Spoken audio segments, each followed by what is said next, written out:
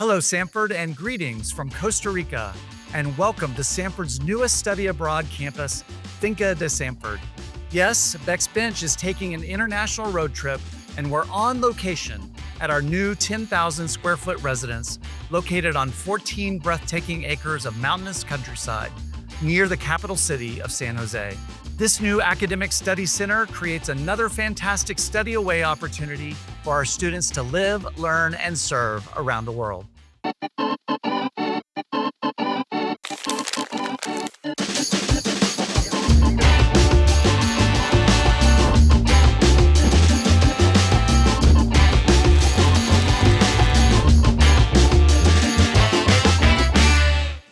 Well, today I am so excited to introduce you to the very first Samford students living and learning here at Finca de Samford. Students, welcome to Beck's Bench. We're so glad that you're here. Please start by introducing yourself. Give us your name and hometown. My name is Ella Medalinsky. I am a sophomore from Crystal Lake, Illinois. I'm Blake Andres, and I'm a junior from Orlando, Florida. My name is Grace Estes. I'm a senior from Big Rock, Tennessee. My name is Isabel Moss, and I am a junior from Bloomington, Minnesota. My name is Reagan Bruce. I'm a freshman from Memphis, Tennessee. We are sitting here in this beautiful living room. We're looking out these gorgeous windows to these incredible mountains. What a beautiful space to live and to learn. What's it like to be the first cohort of students here at Finca, Ella?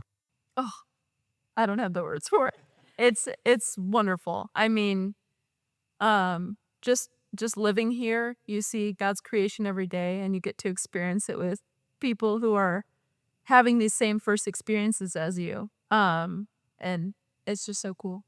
Blake, one of the very first to ever study here. What's it like?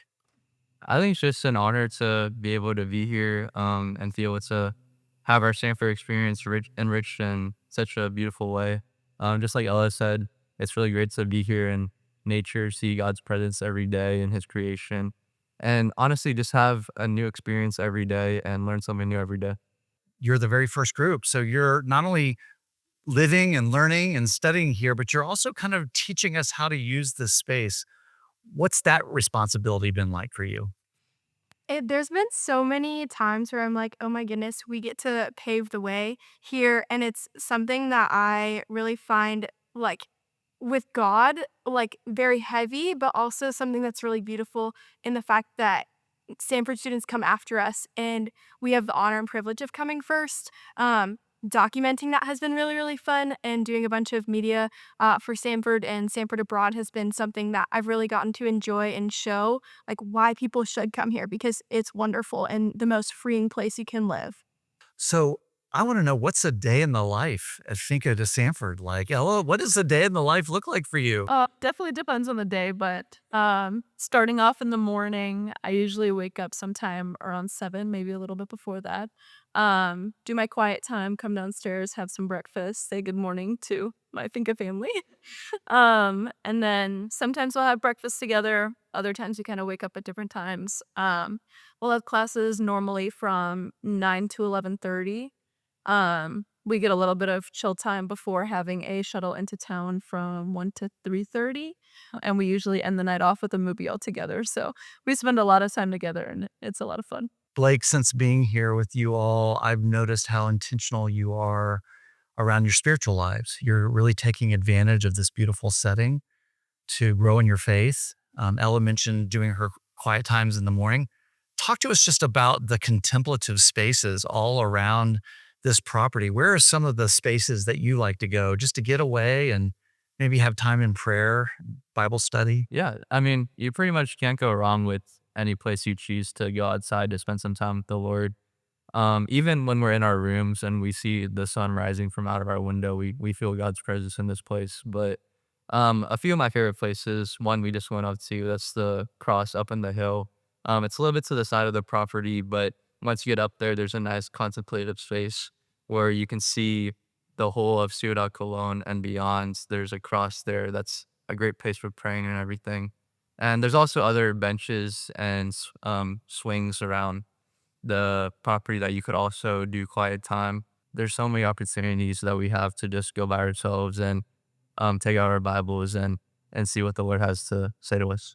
So, Grace, you all have talked so well about forming this community at Finca, but you are plugging in to the communities around you as well. And that's such an important part of this process. Talk to us just a little bit about what you've done, what all of you have done to plug in to the local surrounding communities, to meet the people who call this place home, and try out a little bit of your Spanish as well along the way. Absolutely. I think there are a few ways in which we do that. The first one is we kind of have found our spots that we like to eat on the weekends or coffee shops, and so we've started kind of becoming regulars.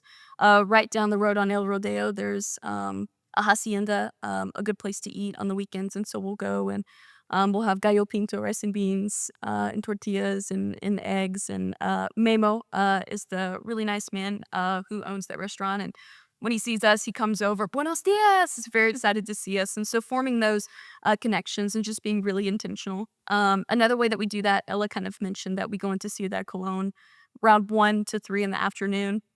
So usually when we do that, some of the girls will go over to a coffee shop. We have two in the city that we really like, and so the employees who work there have started to kind of notice us when we say, "Cómo está? How are you?" Yeah, just being really really friendly, and if you want to stop and ask for directions or have a conversation, just do it. Take a leap of faith, even if your Spanish isn't good.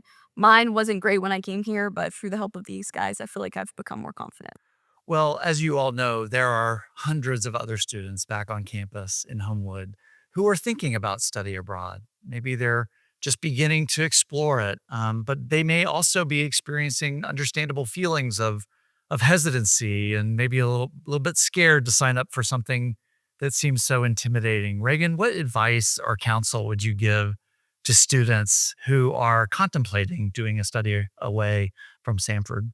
I would just say do it. I mean, at least, but I remember feeling a lot of hesitancy at the beginning and kind of where in the world is this going to fit in with my schedule? I'm a freshman. Like, why can't I wait until later or to figure out Sanford first before leaving?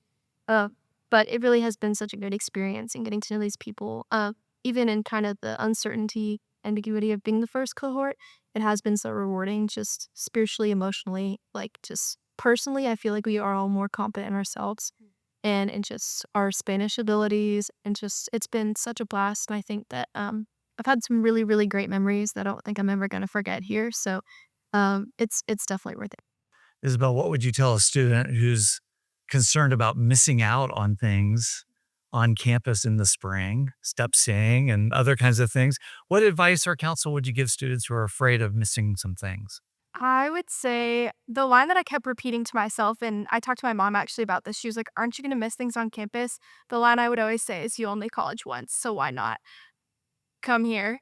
It's worth it. It's worth it to miss step sing." Ooh, scared. Like, that's a scare. And you didn't miss step sing. You guys watched it from here, right? You had your own step sing party. I love step sing. They know that. I was doing all the dances, like everything. Um, but there's nothing better than to spend it here and watch from home, or like watch what's going on at home and just see the beauty that you get to experience here and see how God's working here, but also fully understanding that God is working in Homewood on campus and holding those two truths and being like, okay, but God has me here for a reason, and knowing that and being like, well, you only college once, why not? That's great. I love that. Don't let the fear of missing out on your last or your second to last keep you from, embarking on this really incredible journey. Like I said, I came here for practical reasons to get better at Spanish and to have some fun before I graduated. But since I've been here, I've found a family and I found God in ways that I never knew God before. So no regrets. I love it. Just do it. Well, gracias, students. Thank you so much for joining this episode of Beck's Bench. What a delight it's been for me to just be with you the last 24 hours. Thanks for inviting me into your space here. And we're so proud of you, and certainly wish you the best in the rest of the semester. And of course, Grace, we congratulate you on your upcoming graduation as well.